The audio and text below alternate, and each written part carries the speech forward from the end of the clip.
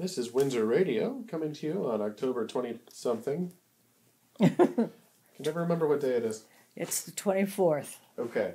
October 24th, 2019. We're here with Betty Jane, star of Don't Monkey with Betty Jane, and her husband Sam, famous published author Sam Faircloth. To start with, let's talk about your favorite heavy metal bands of the 80s. Were you into Stryper or Kiss or Whitesnake? None of those? I didn't like any of the junky music. No.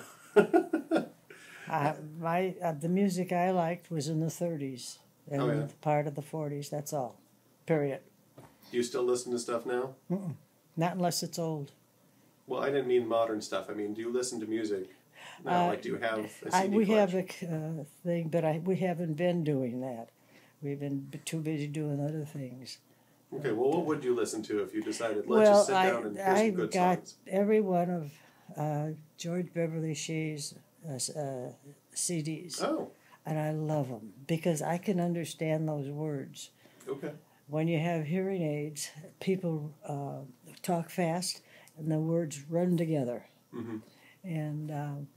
And with music, in the 30s, I could understand those. But what they do now, my heavens, I could sing as well as any of the other ones, the way they don't know any words. Oh, gee. Oh, it's worse than that. A lot of pop musicians are bad singers, but they're auto-tuned. So you can take a bad singing performance and correct it in a computer. And a lot of them are like that. And when you hear them without any autocorrection, they're just terrible. Oh, my goodness. It's funny and it's sad. Well, how can they go out and tour then if they have to go on a stage? Because you can autocorrect them live. That if you've got the right software, you can auto-tune on the fly. So they have it pre-programmed for each song. Sometimes it's just some pop stars have been caught using pre-recorded backing tracks, meaning they're not actually singing. They're mouthing the words, right? Yeah. So there's been a couple times like Britney Spears fell off the stage, but the singing kept going, and people were like, "Oh, how is she doing that when she's fallen off the stage?" Didn't interrupt a note. Yeah, there's been some cheats. Now there is still good music in the world. It's just I don't pay attention to it. It doesn't get the hype. No, I use the CDs. Okay. Mm-hmm. Well, I did want to ask about the 70s and 80s because I think we talked about all of your children getting married. Mm-hmm. I think. Well, yes, yeah, I believe it went through all five. Yeah. But then they started having kids. Mm-hmm. But here's the thing: Larry was born in '59. Mm-hmm. Do you remember when? Which is older? Is Sheri older? Sheri's older. She's 52 or 3. So I think. What year was she born then? She would have been born 60. Let's see if I've got it in here. That's not the important part of the story. I'm trying to think of. You told me a story about how when Larry was very little, he went to visit Pat. Yeah. But she already had, I guess, Sheri and Jeff. No, I don't have it in here. Okay. Well, how'd she? Well, she's. Yeah, Patsy went to. We went for the weekend, and then Pat said, "See if he'll stay with me." And she said, "I don't know my little brother," and he was a little younger than Sheri.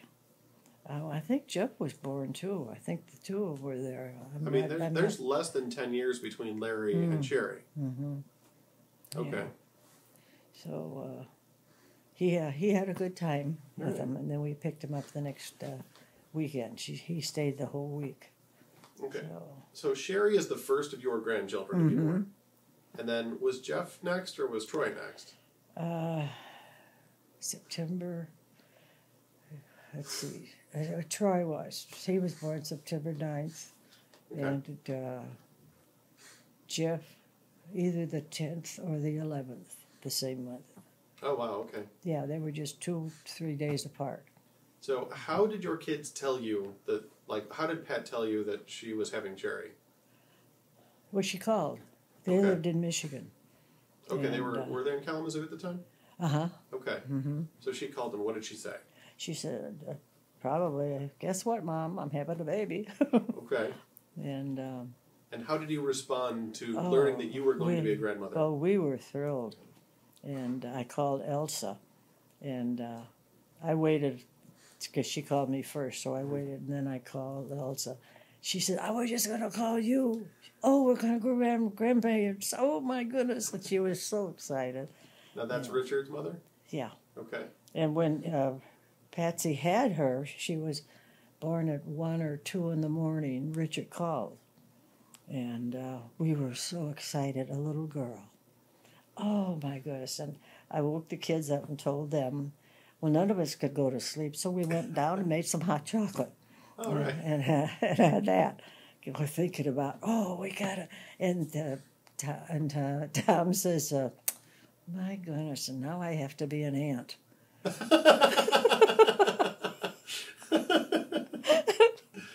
Oh, dear, I'll never forget that. And he says, well, it's a girl. That's funny. Oh. That reminds me of a story. You never told me this story, but Jenny says that you told her this story probably like at her baby shower. So when that would have been whatever. Jenny tells me that you told her that when you were pregnant, so either with Dee Dee or Larry, that you didn't let the older girls see you with morning sickness, that you tried to hide that from them. Mm-hmm. That's right. I used to wake up about 5 o'clock, and my graham crackers helped me. I used to get so sick, and I thought, I can't let the girls, they'll keep that in their minds. Mm-hmm. So I set the clock and used to get up at sometimes 4:30 because I'd wake up and start eating graham crackers. And I didn't go get much sleep because I kept eating the crackers and thinking, now this is going to help. This has got to help. I got to make eggs and bacon. Oh, the smell. I had a Monday, Wednesday, and Friday. They had to have oatmeal and whole wheat bread. And then Tuesdays and Thursdays they had eggs and bacon and toast. They had, to me, the breakfast is the most important meal in your life. Sure. And so it was a Tuesday. I know I was so sick, and I had to make bacon, and I thought, oh no, I can't throw up.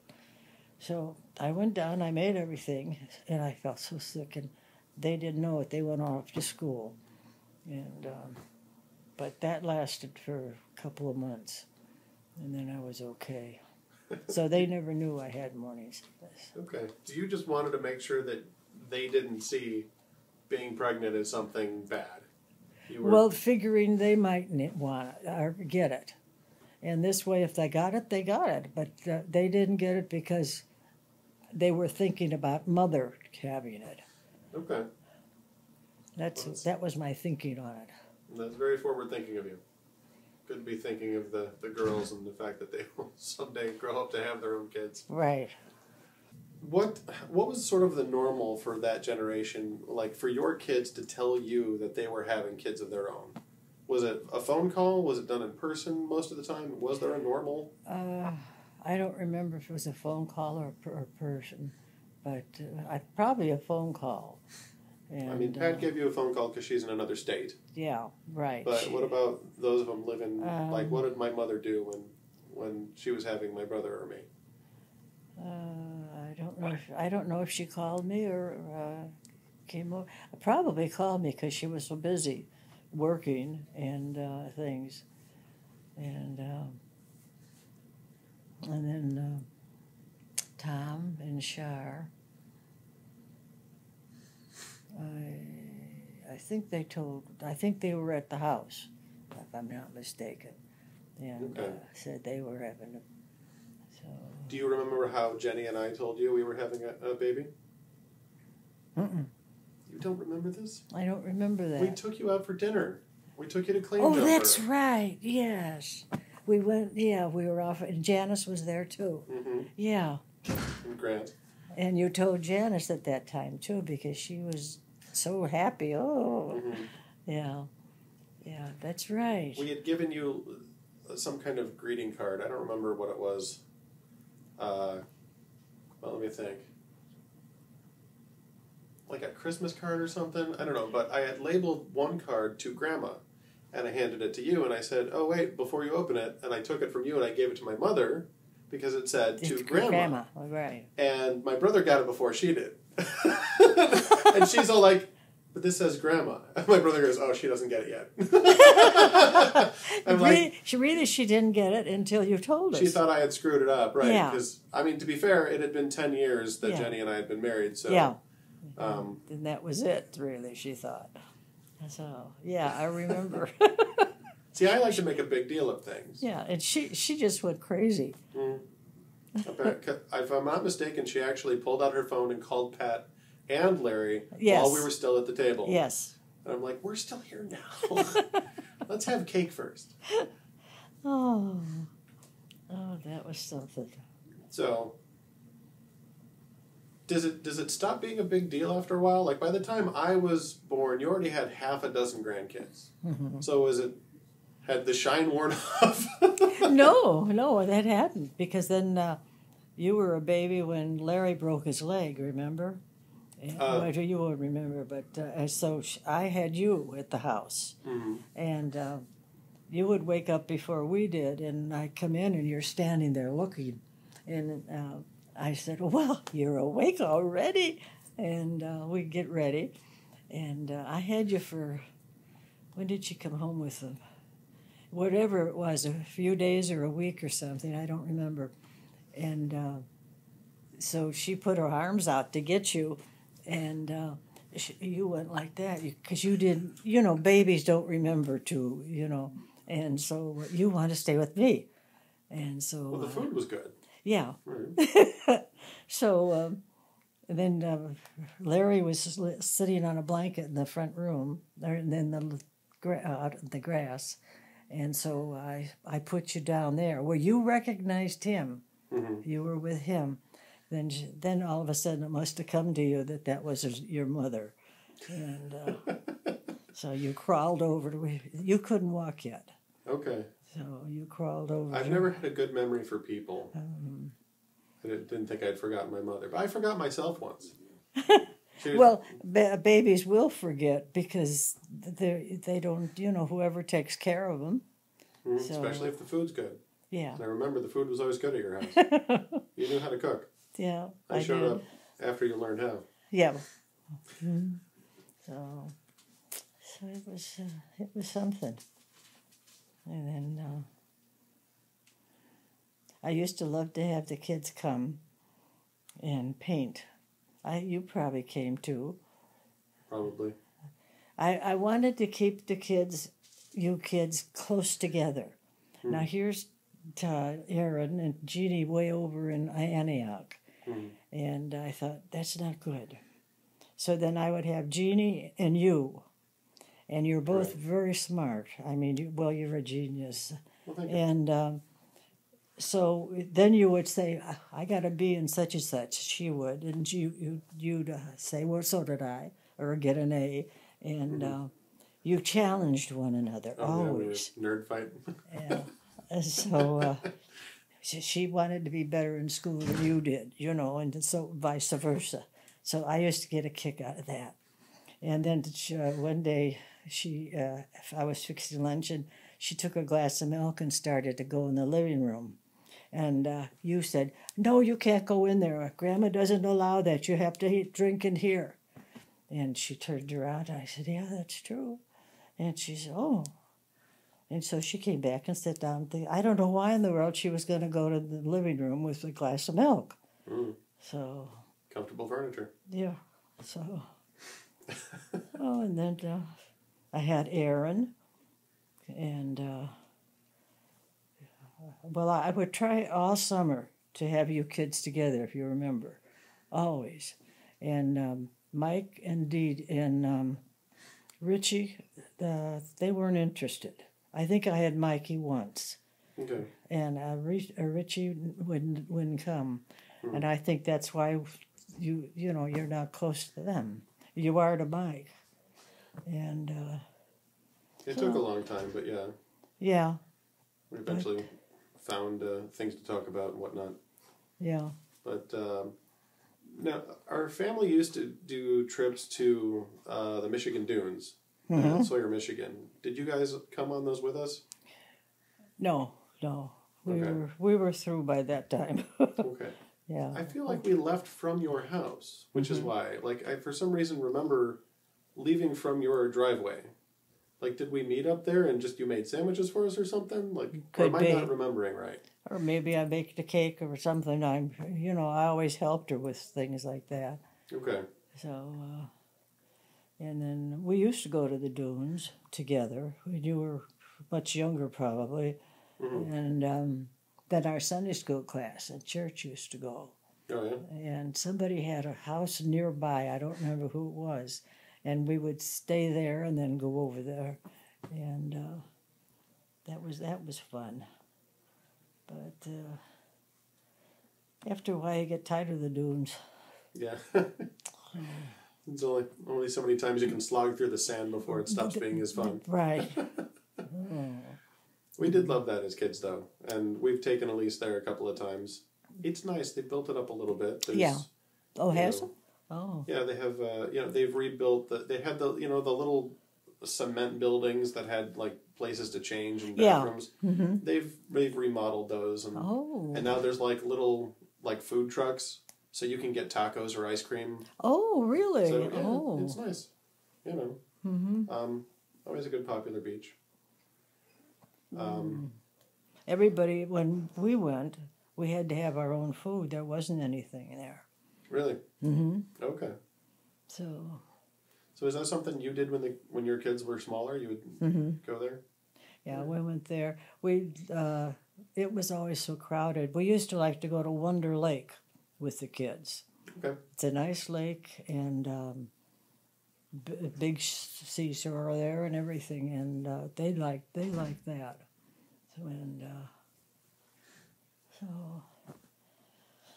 Did you guys vacation like as a family? Was that a normal summer thing that you would go somewhere together? We would sightsee New York, Chicago, and we never went anyplace. Jenni and Gil would come in, and he would take his leave when Lori had his vacation. So we had that. We had Gil and Billy. Now, Gil was born in October, and Patsy in December the same year. Okay. And then Billy was born on Patsy's birthday, end of December. Tom was born 2 weeks later in January. So they were the same age. And so they liked that. And I don't know if I told you that, but one time they came in, Billy and Tom, and I said, "Oh, we had a lot of fun." And I said, "What do you do with your BB gun?" And he said, "Oh, we were down Salt Creek shooting rats." Shooting rats. So I said, "Yeah, you were having fun." Well, someone's got to do it. Oh gosh. Very calmly, This is something you always do. Sure. Well, hey, you hunted snakes. I didn't know there were that many rats around there. I wouldn't have guessed either, but maybe that's because he got them all. I hope. So when your kids were little, you would do what we call a staycation. You would visit like Chicago downtown. Mm-hmm. What would you do downtown? Did you guys go to the Cubs games or museums? Patsy was always interested in the museums. Okay. And so we would go to and Tom got used to it too. And she always wanted to go to the Field Museum. Now let's see, we saw this last time. Oh, that was the date. And she would remember things. And that was, we just walk around, we follow them because they knew where they wanted to go. And then we never went to the planetarium because your mother can't be anything in anything little. Oh, claustrophobic. Yeah, and so we went over there, and I didn't know that at the time that's big, but it's dark, And so we got there, and your mother says, "I can't go in," and so that's we never got in there.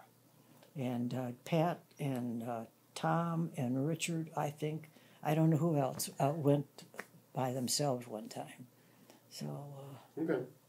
so, but there was a Chinese museum or China. The Oriental Institute? Yeah, and we hit everything in there, and year after year, and they love that. They go and see this again, so. So what? Pat's favorite was the Field Museum, you said. Mm-hmm. What was everybody else's favorites? Did they have favorites too? No, they just sort of Pat was the leader. They just followed her. Okay. I can remember one time they came in from Kalamazoo, and we were all set to go out to eat. And she says, "Oh, I don't want to go out. Let's get a pizza from Spring Road. They had the best pizza." "Oh, okay." I mean, she said it. They do it. Okay. And it wasn't that they resented it. I mean, it was just normal. And so that is the growing up too. She sort of said different things, and they were, oh, that's good, we'll do that. So, did you guys go to the Art Institute? Oh, yeah. What did the kids like about that? Did they have, or did they like it? Was that something they were all into? Well, it was just pictures to them. Okay. I guess they were too young for that. I don't know. Okay. And so we never went back there. So. Okay. I tried going there with a handful of them some years ago, but it's a lot more expensive now. Oh, is it? Well, don't they have a free day like they used to? Apparently not. When we were there, it was like the normal walk-in admission was like more than $20 a person. I'm like, to look at old paintings? I used to get in here for free with my student ID. Well, of course, when we went, it was free. But then they had one day free. And like at Riverview, they used to have 2 cents day. Everything was 2 cents. Right. And, of course, it was a lot cheaper to live than the 2. Yeah. But that surprises me. Huh. Well, $20 to go there. Oh, it was probably more than that. I'm just being conservative.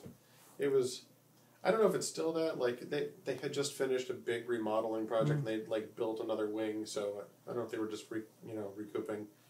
But suffice it to say, when we did the math and figured out how much it would be for all of us, we decided not to go in. Yeah, definitely. What about the Museum of Science and Industry? Did you guys do that? I don't remember. No, I don't think we did. No? Mm-mm. Okay. No. So. Trying to think of what was there. Is there anything that you guys did in Chicago that isn't still there now? Like, were there museums that aren't there anymore, or other attractions? Well, I don't know, because I haven't been down there for years. Okay, well, list everything you've done. I imagine they're all there. I would imagine, because they probably are very expensive now. Well, did you know there is a... I don't remember the full name, but it's like a something Crippen house. There was a home owned by somebody in the Crippen family in the early half of the century that's now like a... Yeah, that's Laurie's cousins. Okay. That's Stuart Crippen. Stuart and what was her name? Anne. No, I don't remember his wife's name. And this is the huge house. Yeah, we were there when they gave it to the city. Oh, okay. And it's then they have different things from years ago, with... Yeah, it's like a historical society house. Mm-hmm. Yeah, that's idea. the Crippens. It's one of the things I've learned. Yeah. So now your family has contributed to giving other families a place to take their kids to learn stuff. Right. Yeah. This Full was circle. where is that? Norwood Park, isn't it? It's something like that. Yeah. Yeah. Yeah, because all the Crippens live there. I mean, around there, and we used to go over there quite often. And then the big house, which is a museum now, they sort of cut in half. I mean, walled it up or something, And then Stuart Jr. and his family lived on this side, and Paul and May Crippen lived on this side. Okay. And they each had their own apartments, you might say. And but that was nice because they were close, and it was a close family. So I thought they were nuts at times, but. Okay, now why did you think they were nuts at times? Apparently there are stories I haven't heard then. I don't know.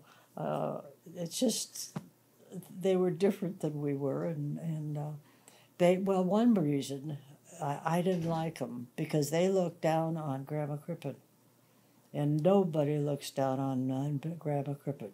Who did? They did because see they had money. And we were working hard, struggling. They wouldn't look down on us. But one day, Margaret, oh, I hated her. She says, when you come, you don't have to bring Betty. And I said, why? She likes to come and be with the Crippens. Well, she really isn't a Crippen. She's a maid. She babysat for all their kids. Mm. And, of course, she has not much education because she came from Austria, and they looked down on her. I said, who was it? May loved Grandma Crippen, but Margaret's husband was a lawyer, and they had a lot of money. And I think she looked down on everybody. I didn't worry about her, but what a terrible thing to say. It is. That's terrible. But my guess is that's the kind of thing that would come from a place of insecurity. That if your identity is built in the things you own, that you don't really care for yourself all that much, which makes it, if that's why you think you have value, then you don't know how to find value in people who don't have stuff too. Oh, dear. She was... Some people aren't healthy. No. That woman needs Jesus. She sure does. And, well, of course, Grandma Crippen would talk to everybody. So she probably talked to Margaret. Margaret just put her off. Because she would talk to everybody, I told you. Uh-huh. And her doctor said she's not crazy. And then, of course, that block party, I told you that. Mm-hmm. And she used to have, in those days, the Roaring worked, and the kids from Wheaton College would take the Roaring and come to her house, and she would gather all the children she could, and they would have a Bible study for those kids. And she used to go to Lincoln School there, which is about 3 or 4 blocks away, and ask if anybody wanted to come and hear the stories. And she worked hard at that. And she was known for being a Christian, and so that was her. She said that's her ministry, children. And then as the kids were growing up, she'd call me and she'd say, "I'd like one of the kids and them to bring a non-Christian, one of their friends," and she would give them a Bible story, and they'd have popcorn and play Chinese checkers. I don't know what that is. And they had a good time. And so she was always busy with kids, always. So. Well, that's great. Too bad you didn't know her. Well, I will someday. Yeah. She was just such a warm person. You would just love her. So. Now, she was from Austria. Yeah. And she came over when she was in her early teens? Right? Yeah. She got permission from the king. There was a king in Austria at that time. Mm. And she had to have permission from him. And they all did. And she came over. She was, let me think, she and Marie came together. One was 16 and one was 18. And there was like 10 of them, wasn't there? There's 10 children, but only 6 ever got over here. Okay. The other ones didn't want to. And so did she have her Austrian accent even as an adult, or did she? Well, her German. I guess, we got used to it. Well, she would call me Betty. And I could still remember the different words. And she didn't have much education, so when the boys brought their books home, she had learned English. She would look and try to find out the German word here. It is, where is it? English here. Mm-hmm. And she learned to read this way. I mean, she was a smart woman. Right. And she said she didn't want the boys to know that she could read. So she was going to learn.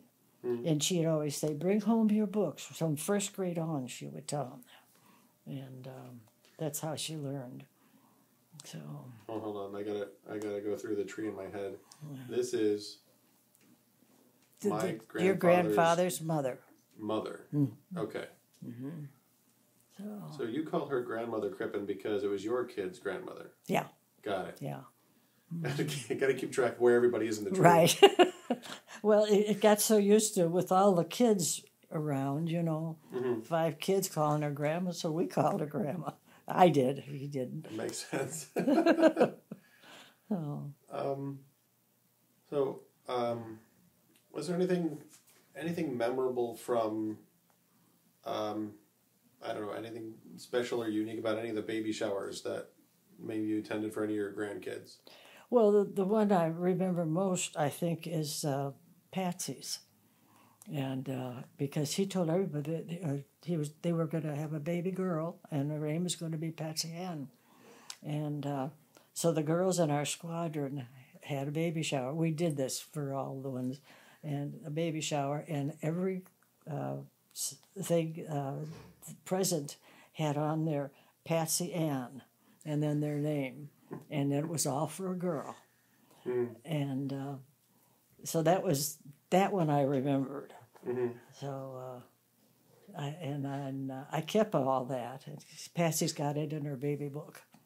So now, did you have similar things for your kids when they had kids? Like when Patsy was pregnant with Sheri, was there a baby shower that you attended? No, they were in Kalamazoo. Mm. Okay. No. Was that something that people did? Like, did their generation do? No. My generation loves theme parties. Yeah. Because we have Pinterest. Mm-hmm. And so now anybody who's good at that puts pictures of it online, and we look at it and go, oh, I can do that. And we're wrong, but we try it anyway. So was that something that their generation would do, is having baby showers or doing big deals about it? Was it something that they would party? Well, it was during the war. Because most... So your generation did? Yeah. And... I don't know. I didn't, and of course, wedding showers too. I had 5 showers before I was married, and then you just really didn't hear too much about it after that. Okay. So birthdays, well, you had a birthday, big deal. Okay. So. Like I said, like my generation, even now, like for our kids, mm-hmm. we have theme parties. Like we don't have a cake. We have a cake decorated with the licensed character that is the theme of the party. Yeah. Usually Disney or Pixar, because that's what the kids love. Yeah. So, but that wasn't a thing for your kids, or like when I was born, was there a big party, a baby shower beforehand, or no? That just wasn't a thing then. No, it wasn't. There was no Pinterest. No. Okay. So my generation parties more than our parents. Mm-hmm. We will be glad to know that. We're going to brag about that on Facebook. Oh. Well, when I was raised, they didn't make anything of birthdays. I mean, we'd have a birthday cake for my mother would, and that was it. Okay. And I had a hard time remembering to have birthday parties for my kids because I wasn't used to this. And I thought, well, I have a birthday party. And it's... Holidays didn't mean anything. I mean, you were saving your money and things. So. Do you think that is wise because your generation growing up was in the middle of the Depression, so you couldn't afford to make a big deal of it? Yeah. Yeah. Okay. So.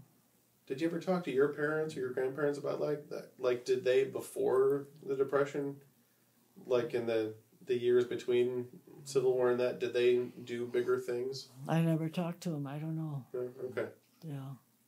Well, you should have done this. You should have brought your iPhone over and asked your grandmother to tell the stories. Oh, gosh. All right. So. You know, so I don't have grandkids. I'm a long way from that. So I'm trying to learn what it's like to sort of prepare myself for what's coming.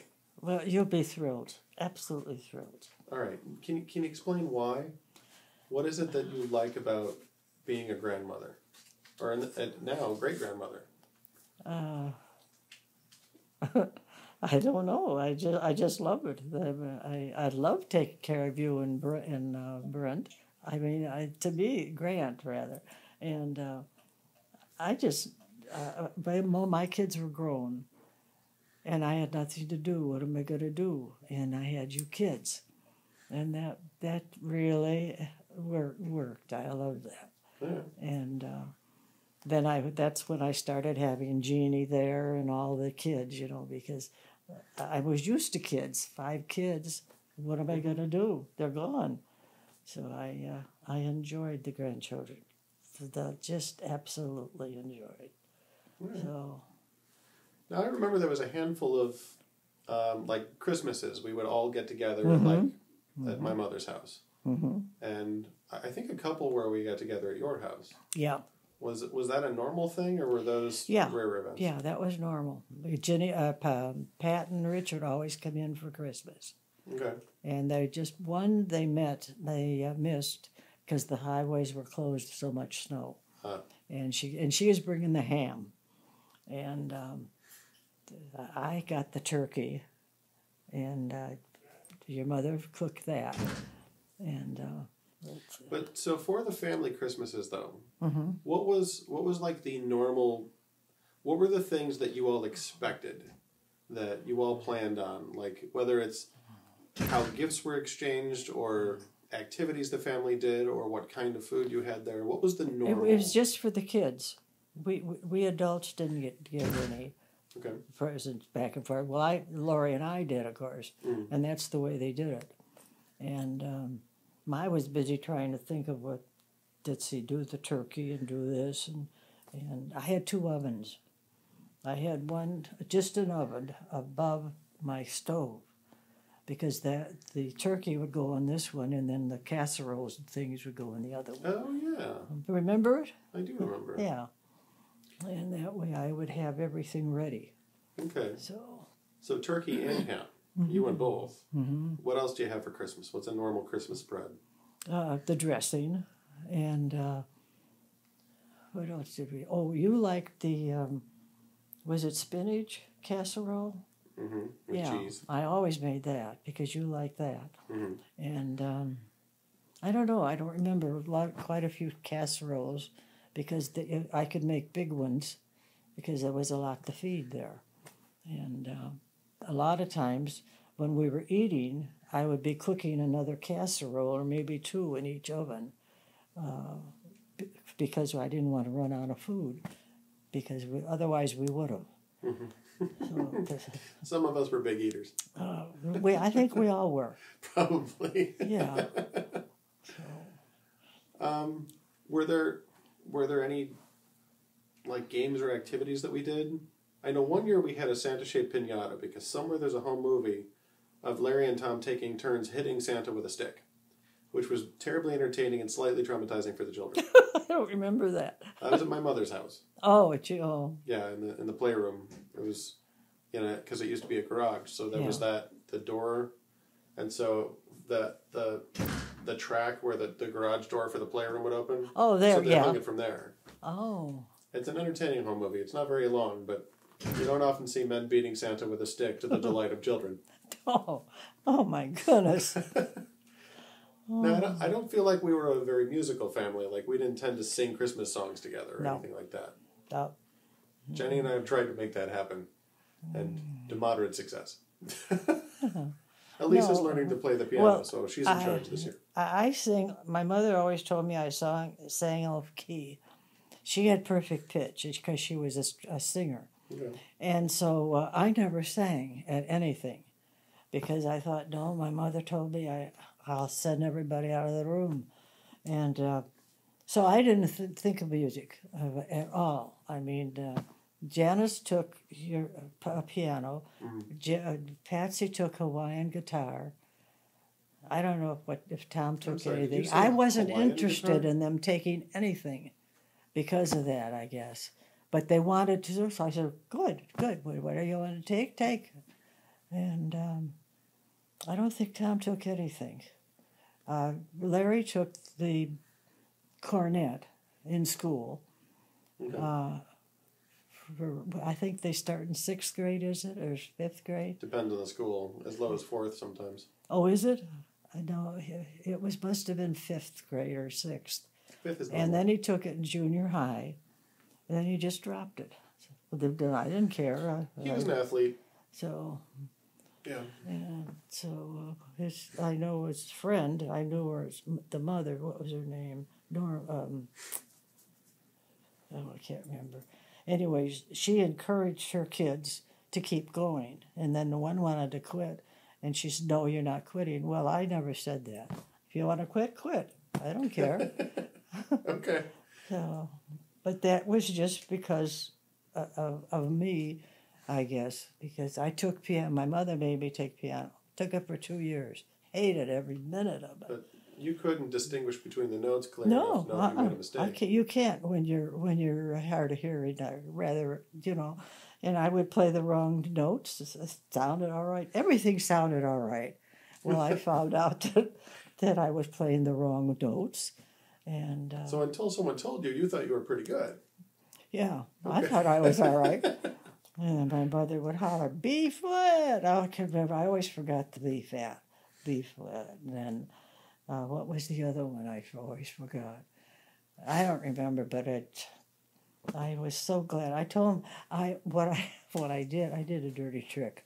I was supposed to be in a duet, and I told the teacher I didn't want to do it. She says, "You're going to do it." I says, "No, I'm not. I don't want to be in a duet." Well, she gave me the part. She says, "This is what you're playing." And so I got home, tore it up. And I thought, I'm not going to go back there. So we were going that weekend to my aunts and my grandparents in Waukegan. So we left, and my aunt says, "When are you going to come and stay with me?" I said, "I'll stay this week." And what my mother didn't know is I packed a little suitcase and stuck it in the trunk. And this was high school. Oh, yeah? No, junior high, because that's when I quit the everything. And so I stayed. Well, they didn't have anybody to play because the concert was going to be that Saturday. You ran away from home to get out of your own recital. Yep. That's unusual, but so, I understand. So, well, I was a stubborn child, I guess. I mean, I knew what I wanted, and I didn't want to play piano, didn't want anything to do with music. And there must be other people that are the same way, because I hear the same thing. I could hear high notes, and the bugles, or rather the cornets or stuff. I don't hear anything down here, see? Right. And... so I wasn't interested in music. But you like George Beverly O'Shea, isn't he entirely just... Well, now that I wear hearing aids and I'm very quiet, I could hear everything. And he talks plainly. Okay. See, they didn't have hearing aids when I was growing up. So that helps with the range you can hear. Yeah, but there are some ranges. I mean, if it's a distance or something, I can't hear it. Sure. You have to be right there. Okay. And so... that was it. So I don't know whether the kids would have gone on or not, because there's music in my mother's family. Sure. She sang, her father sang in a quartet, and one of the sisters was sang, and so there was music. It should have been in my kids. Ruth was a professional musician. Yeah. So. All right. That was it. But so for the family Christmases, because that's where we all came from, is the singing Christmas carols. So you got presents for the grandkids. We got presents just for our own families. And then, oh, you mean when we all got together? Yes. Oh, yeah, I had presents for all the grandchildren. Okay. What kind of presents would you get for your grandkids? Well, I'd ask the kids, the mothers, what do they like or what are they into?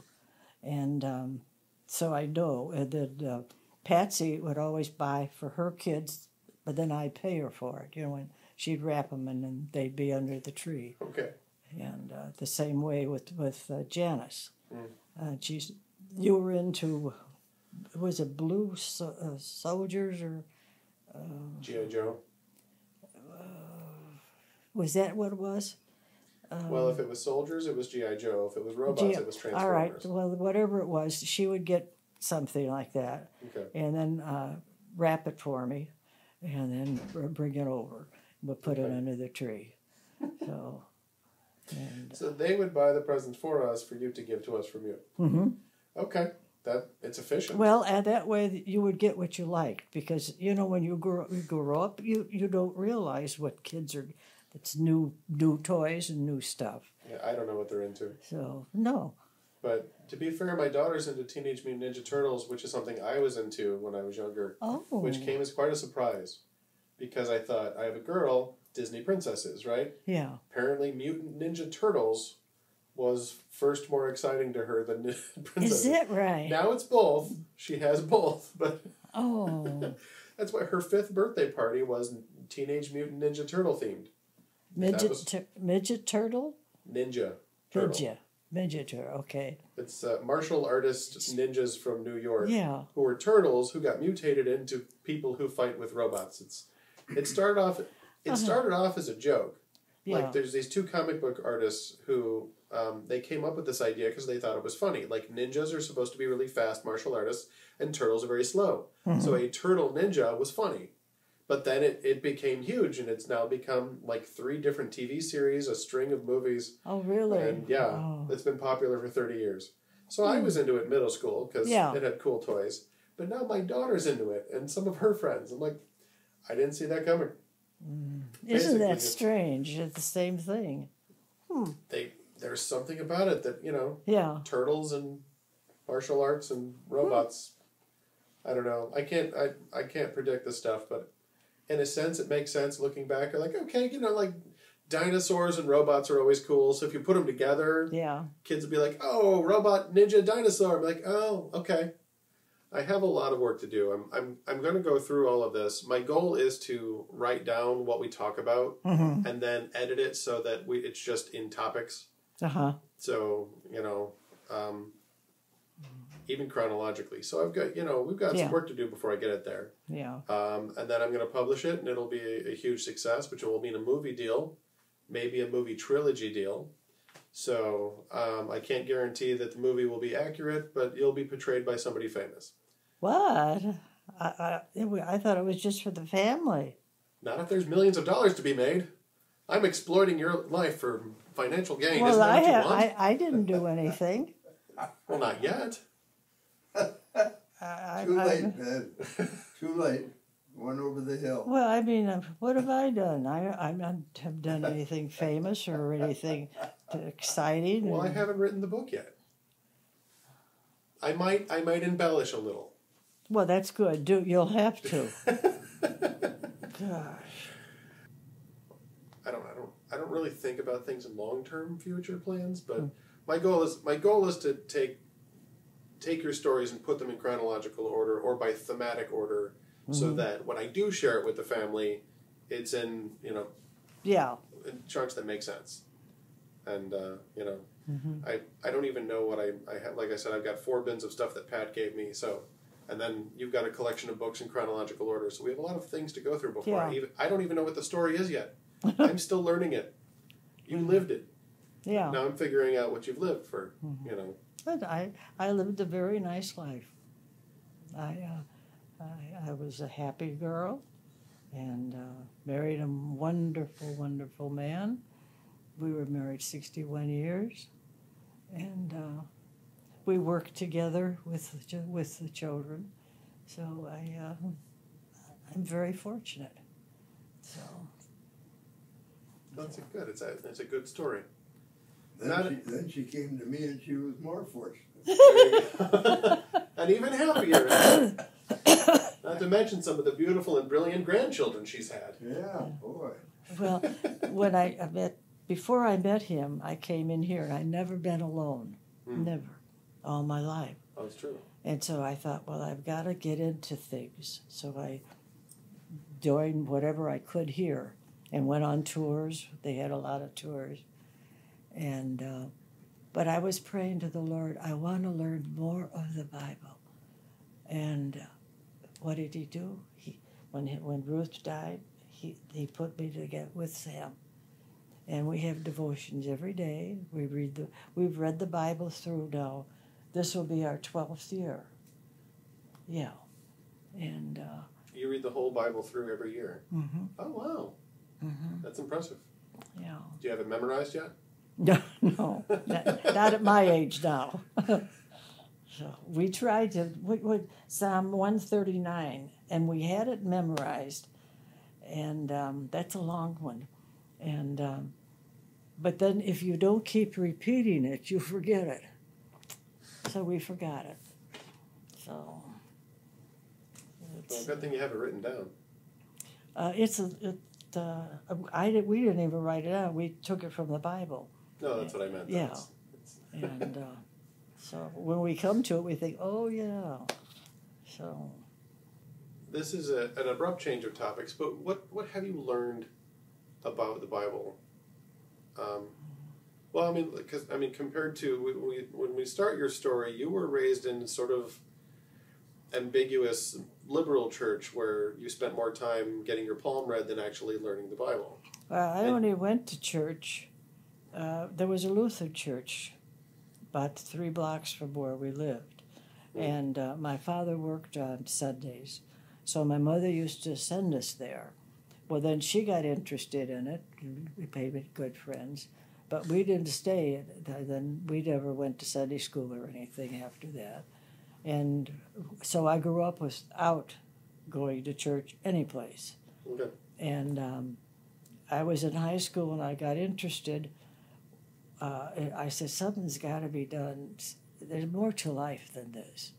And so I said, I think I'll try a church. Well, that going before, I figured they were all alike. Mm-hmm. And so my father said, go to the Episcopal Church. He says, they're good. He said, they had a good basketball team. I was on that. And so I found the Episcopal Church. Then they have a prayer book. And they're like the Catholic Church. I wasn't getting anything out of it. Then I went to their Sunday school. Sunday school teacher I had was Mrs. Ashman, and no, that wasn't her name. I can't remember now. But she didn't bring her Bible. She kept talking about fortune telling, and I knew where every single gypsy's tea room was because she would take us there. And I thought, is this what they do in Sunday school? I couldn't figure that out, So I quit. So I didn't go until I met Lawrence. And Lawrence says, where do you go to church? I said, I don't go anymore. And he says, well, you're going tomorrow. And I said, and then with that he walked away. He says, I'll pick you up. It's I think it's at 10:30. Well, he lived across the street from me. Mm-hmm. And so I thought, this is ridiculous. How dare he? Mm-hmm. My mother says, go. So I went. And I thought, that man's talking about the Bible. And he knows what he's saying. I was just absolutely dumbfounded to know that what was he... And then too, Laurie impressed me because he said, we're reading Matthew. It was about the camel. And Laurie went right to it. And I thought, wow, how did he know that? And so I started going there. And then after he went into the service, I kept going. And So it's Oh wait, what church did he go to? First Baptist. Oh, that was First The Baptist. one on Okay. York. Mm-hmm.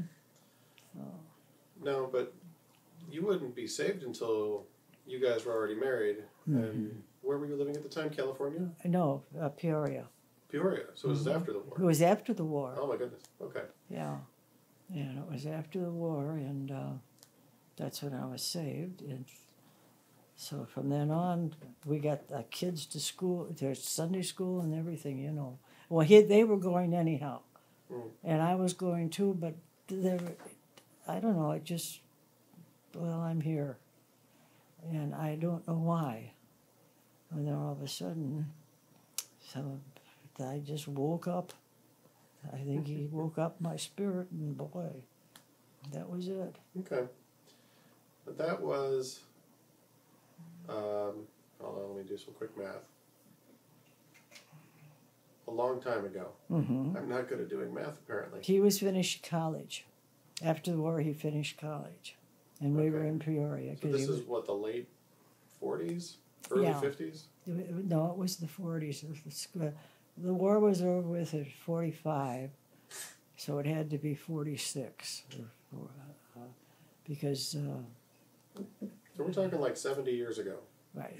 So you have been a saved Christian woman for 70 years. Mm-hmm. So what is there after 70 years left for you to learn about the Bible? Everything. Well, can you give me an example of something that Sam has helped you to learn that you had not known before? Well, what it is we'll read the Bible together out loud, and then he'll sort of come to a verse, and then he'll say something about it, and then I thought, oh, is that what? Yeah, okay, and then just so like that, and if I have any questions, I ask him, and he tells me. So. Okay.